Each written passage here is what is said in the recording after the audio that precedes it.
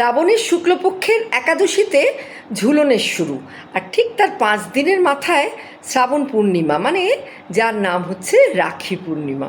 হঠাৎ মনে হলো একদিন আগেই পালিত হওয়া বন্ধু দিবসের কথা, সব যেন কেমন মিলেমিশে একাকার হয়ে গেল, তাই না?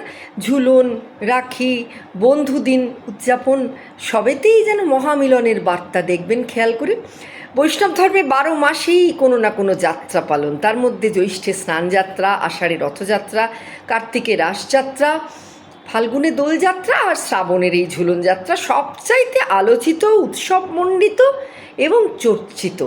আর যে যাত্রা পালনে সামিল হন হাজার হাজার মানুষ। তবে ঝুলন যাত্রা কিন্তু বর্ষার এক মিলন মেলা, কিছুটা কৃষিপ্রধান দেশের বাম্পার ফসল ফলানোর আনন্দেও।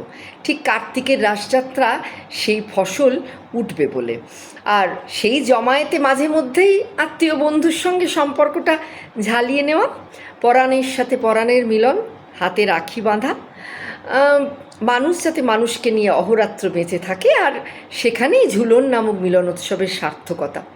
বর্ষণমুখর বৃন্দাবন তখন বানভাসী, বর্ষণ সিক্ত ধরিত্রী সবুজ, নদী নালা বর্ষার আনন্দে থই থই, ফসল ফুলেছে অঢেল, প্রাণীকুল খলখল কলধ্বনিতে মুখর, পক্ষীকুল মনের আনন্দে সরব তাদের কুজনে, আসন্ন পূর্ণিমার রূপলি জ্যোৎস্নায় ব্যাপ্ত আদিগন্ত চরাচর।